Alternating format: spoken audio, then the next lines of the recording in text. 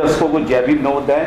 देखा जाए तो आज पूरे भारतवर्ष के अंदर 11 लाख से ज़्यादा जो है सामाजिक 11 लाख से ज़्यादा संगठन काम कर रहे हैं और तमाम कहीं ना कहीं बहुजन विचारधारा को प्रचारित करने का कार्य कर रहे हैं। उसी कड़ी में मैं आज आपको एक ऐसे शख्सियत से भी बुलाने जा रहा हूं जो कहीं ना कहीं इस अलग को पूरे देश में लगाने का काम कर रहे हैं, चलाने का काम कर रहे हैं। इंसाफ एक संगठन है और देखा जाए तो इंसाफ जो है कहीं ना कहीं जो भारतीय संविधान है उस संविधान की परिकल्पना को पूरे देश में लागू कराने के लिए ही काम कर रहा है। और उन्हीं के राष्ट्रीय अध्यक्ष हमारे साथ हैं अमृतलाल सबवीर जी, जो इंसाफ के राष्ट्रीय अध्यक्ष हैं। हमारे चैनल पे सबसे पहले आपका हार्दिक स्वागत है। धन्यवाद सर आपका, आपने मुझे मौका दिया, आपका चैनल का मैं धन्यवाद करता हूँ। अमृतलाल जी, देखा जाए तो जिस तरीके से मैंने अभी बताया 11 लाख से ज़्यादा संगठन इस देश के अंदर काम कर रहे हैं, तो क्या आपको लगता है कि इंसाफ भी उस कड़ी में एक संगठन है? यदि गिनती की जाती है तो उस गिनती के अंदर तो इंसाफ भी आएगा। हाँ। लेकिन कार्यशैली के हिसाब से और वैचारिकी के हिसाब से कहेंगे तो इन 11 लाखों से अलग एक इंसाफ एक संगठन है। अच्छा, इंसाफ के संगठन की अगर हम बात करना चाहें, आप खुद एक राष्ट्रीय अध्यक्ष हैं, पूरे भारत के तमाम राज्यों में आप जाते हैं और कहीं ना कहीं लोगों से आपका जनसंपर्क बना रहता है, लोगों से बातचीत करते हैं, तो इंसाफ का जो अगर संविधान की बात करें या उसके कॉन्स्टिट्यूशन की बात करें, किन मुद्दों पर या किन विषयों पर काम कर रहा है? संविधान के जो उद्देश्य रखे हैं हमारे सामने, उन लक्ष्यों को पूर्ति के लिए इंसाफ काम कर रहा है। और संविधान के प्रियम्बल को हम जब पढ़ते हैं तो हम ये देखते हैं कि हमने समता, स्वतंत्रता, बंधुता और न्याय इस देशवासियों के लिए प्रदान करना है। तो संविधान का उद्देश्य देशवासियों के लिए समता, स्वतंत्रता, बंधुता और न्याय की व्यवस्था करना है। तो हमें देखना पड़ेगा कि क्या संविधान और संविधान के अनुसार जो हमने अलग अलग तरह के एक्ट बनाए हैं वो इस उद्देश्य को पूरा करते हैं या नहीं करते हैं। इस परिप्रेक्ष्य में हमें देखना पड़ेगा। अच्छा, देखा जाए जिस तरीके से जो वर्तमान सरकार है, पिछले 7 सालों का अगर रिपोर्ट खंगाला जाए तो कहीं ना कहीं कॉन्स्टिट्यूशन पे उन्होंने कुठाराघात किया है। सामाजिक स्तर की बात की जाए तो वहाँ भी उन्होंने कुठाराघात किया जाए। शिक्षा के स्तर की बात की जाए, मतलब 1 बाई 1 अगर हम बात करें तो सबसे पहले संविधान की बात करते हैं। क्या लगता है कि इंसाफ संगठन उस सरकार के खिलाफ जाएगा जो भारतीय संविधान के खिलाफ काम कर रही है? इंसाफ संगठन तो उन सभी के खिलाफ जाएगा जो संविधान के विरुद्ध काम कर रहे हैं। जो संविधान के पक्ष में काम पहले से भी 70 साल में भी संविधान की जो उद्देश्य थे उनके हिसाब से काम नहीं हुआ, वो लोगों को नजर नहीं आता था। लेकिन आज जब 7 साल से जो बिल्कुल अपरेंट हो गया है तो लोगों ने उसको समझना शुरू किया है और जब लोगों उसको देखने लगे हैं तो उसका समाधान भी होगा।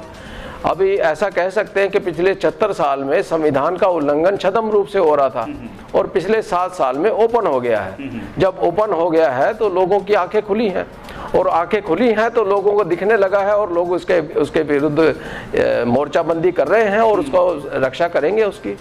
तो सिर्फ उसकी संविधान की रक्षा करना ही उद्देश्य काफ़ी नहीं है, संविधान का पालन कराना भी जरूरी है। जिस तरीके से भारतीय कॉन्स्टिट्यूशन के अंदर फंडामेंटल राइट दिया गया, यानी कि अपने अधिकारों के लिए लड़ना, ठीक है, और कहीं ना कहीं जब इस सरकार के मध्यस्थता में जब आदमी अपने हक अधिकार के लिए संघर्ष करता है, चाहे वो जंतर मंतर की बात हो, चौक चौराहे की बात हो, तो उसको एंटी क्रिमिनल बता दिया जाता है, आतंकवादी बता दिया जाता है, नक्सलाइट इस तरीके से बता दिया जाता है और उस पर NSA गैंगस्टर लगा के उसको जेलों में डाल दिया जाता है।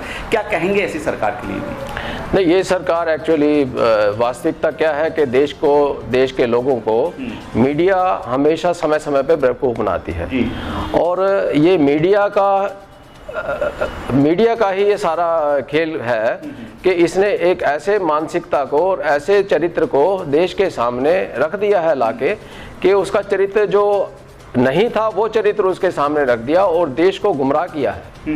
और देश को गुमराह करने में ये मीडिया का ही सबसे बड़ा रोल है। और मीडिया, अभी इसको गोदी मीडिया कहते हैं तो पूंजी मीडिया भी कह सकते हैं कि पूंजीपतियों का मीडिया है, कि पूंजीपतियों के मीडिया ने सरकार को भी खरीद रखा है, मीडिया को भी खरीद रखा है।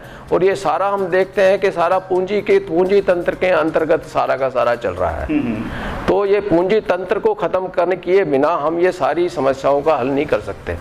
और इंसाफ मूल रूप से लोगों को यही समझाने का काम कर रहा है कि ये पूंजी तंत्र के अंदर जो है वो इसके अंदर RSS वाले भी मिले हुए हैं, कांग्रेस वाले भी मिले हुए हैं और जो पूंजी तंत्र को खत्म करने का दावा करने वाले लोग मार्क्सिस्ट लोग हैं वो भी मिले हुए हैं। जी, तो क्या लगता है आपको, जिस तरीके से आपने बताया कि मनी मीडिया माफिया वो सब कहीं ना कहीं सरकार के हक में काम कर रहा है, ऐसे परिवेश में देखा जाए तो कहीं ना कहीं आज जो है शिक्षण संस्थानों पर भी कुठाराघात किया जा रहा है, शिक्षा के स्तर को भी ख़त्म कर दिया जा रहा है। आरक्षण प्रणाली की बात करें तो उसको भी हाई एजुकेशन में ख़त्म किया जा रहा है। तो क्या इंसाफ का इन प्लेटफॉर्म पे कुछ आंदोलन का कुछ प्रारूप है? बिल्कुल, इनके ऊपर इन सभी जितने भी जहाँ बेइंसाफ़ी हो रही है, हम समय के साथ साथ उन सब का मुकाबला करेंगे और आप लोग इसके अंदर जो है वो विशेष रूप से अभी मददगार भी साबित होंगे और आज भी आप लोगों को समाज के अंदर सही पिक्चर दिखा रहे हैं। और हमें उम्मीद ही नहीं, पक्का विश्वास है कि ये जो अल्टरनेट चैनल अभी निकल के आया है, जो व्यक्ति हर एक आदमी, जो जितने व्यक्ति समझदार हो रहे हैं और अपने अपने चैनल लगा रहे हैं, और ये जो चैनल है ये आगे आके हमारा जो है वो मुख्य धारा की मुख्य मीडिया जो है उसको ख़त्म करते हुए अपने आप को एस्टेब्लिश करेगा और हम इनका पूरा साथ देंगे। अच्छा अमृतलाल जी, देखा जाए तो जिस तरीके से हमने बात की थी 11 लाख से ज़्यादा संगठन काम कर रहे हैं, लेकिन इतने सारे संगठन काम करने के बावजूद भी कहीं ना कहीं इन संगठनों के ऊपर जो है वर्तमान सरकार पूरी तरीके से हावी है, कुठाराघात कर रही है, इनको ख़त्म करने की कोशिश कर रही है। क्या इंसाफ संगठन इस सरकार के खिलाफ कहीं ना कहीं किसी चौक चौराहे या जंतर मंतर पे धुल फूकेगा आने वाले टाइम में? बिल्कुल फूकेगा, क्योंकि सबसे पहले जो तैयारी वैचारिकी की तैयारी होती है, जितने संगठन आप बता रहे हैं वो एक ही भाषा बोल रहे हैं, उनके पास कोई अल्टरनेट भाषा नहीं है। सरकार की भाषा होती है उसी भाषा के ऊपर वो काम करते हैं, उनके अपने कोई मुद्दे नहीं है। सरकार कोई परेशानी उनके सामने खड़ी कर देती है, उसके ऊपर चिल्लाने लगते हैं। ईवीएम का चिल्लाना कर देते हैं, ईवीएम सरकार लेकर आई तो ईवीएम चिल्लाना शुरू कर दिया, एनआरसी आई तो एनआरसी में चिल्लाना शुरू कर दिया, अभी जनसंख्या का कानून लेकर आए तो जनसंख्या के खिलाफ चिल्लाना कर दिया। ठीक है, मैं नेक्स्ट क्वेश्चन पे आता हूँ आपसे कि अभी देखा जाए तो इस वर्तमान सरकार ने 1,25,000 से ज़्यादा जो है शिक्षण संस्थान बंद कर दिए, जो रूरल और ग्रामीण क्षेत्रों में हुआ करते थे, जहाँ से पढ़ के जो है बच्चा एक प्राइमरी जो है शिक्षा प्राप्त करता था। तो क्या आपको नहीं लगता कि ये सरकार जो है इस देश के अंदर गरीब मजदूरों की फौज इकट्ठा करना चाहती है? क्या कहेंगे? इंसाफ एक संगठन के आप एक राष्ट्रीय अध्यक्ष हैं, कहाँ तक इंसाफ कर पाएंगे फिर? नहीं, ये तो उनकी जो फिलोसफी है, उन फिलोसफी के हिसाब से वो अपने इंसाफ की तरफ जा रहे हैं। हमारा इंसाफ अलग है और उनका इंसाफ अलग है। तो जो उनकी फिलोसफी है उसके इंसाफ के हिसाब से जा रहे हैं। वो तो सरेआम कहते हैं कि हमको राम राज्य लाना है। तो जब राम राज्य लाना है तो राम राज्य के अंदर तो ये पृष्ठभूमि सबसे पहले है कि शूद्रों को, आम जनता को, जिनको शूद्र माना जाता है, उनको पढ़ने लिखने का हक नहीं है। तो वो तो अपना राम राज्य की स्थापना की तरफ जा रहे हैं। तो ये तो होना ही है, जो जनता को समझना चाहिए। याद दिला दूं, राम राज्य में शंभुक ऋषि की हत्या हुई क्योंकि उन्होंने लोगों को जगाने का काम किया। और ये राम राज्य की बात करते हैं तो जाहिर सी बात है कि आपकी गर्दन काटने की बात कर रहे हैं। बिल्कुल ठीक है आपका, जो मैं यही कहना चाह रहा था और ठीक है आपने ये बात कही। देखा जाए तो जो मेनस्ट्रीम मीडिया है वो कहीं ना कहीं जो शोषित पीड़ित वंचित समाज है उनके मुद्दों से उनको भटकाने का काम करती है, यानी कि रिपोर्ट जो दिखानी होती है उसके विपरीत दिखाती है। क्या कहेंगे मेनस्ट्रीम मीडिया के लिए? इसके लिए क्या कहें, जिसकी मीडिया होती है वो अपना तो काम करेगी ना भाई। जिनकी मीडिया उनके लिए काम करेगी, हमारी मीडिया हमारे लिए काम करेगी।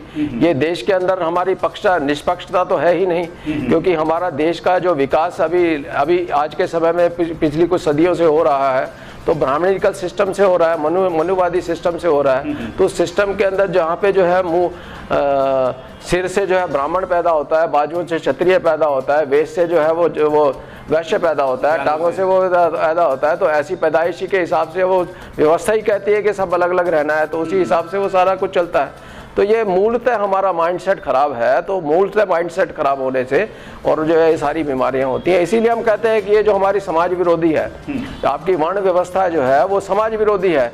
तो इसको समाज विरोधी वर्ण व्यवस्था को आप अपराध घोषित करो। आपने जो है वो अनटचेबिलिटी को अपराध बनाया। अनटचेबिलिटी आपने देखा कि समाज विरोधी है, अनटचेबिलिटी नहीं होनी चाहिए, तो आपने उसको जो है आपने अपराध बनाया। सेक्शन 17 के अंदर उसको जो है आपने कहा कि अनटचेबिलिटी नहीं होनी चाहिए।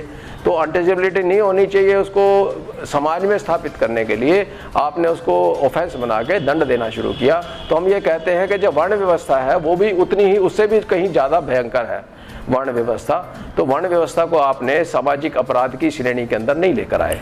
जिस तरीके से अमृतलाल जी अभी आपका इस दिल्ली के अंदर जो है राष्ट्रीय राजधानी में 2 दिन का राष्ट्रीय अधिवेशन रहा, भारत के कोने कोने से लोग यहाँ पे सम्मिलित हुए और कहीं ना कहीं आचार विचारों का जो प्रदान हुआ है, तो इंसाफ संगठन की आने वाले समय में क्या तैयारी है?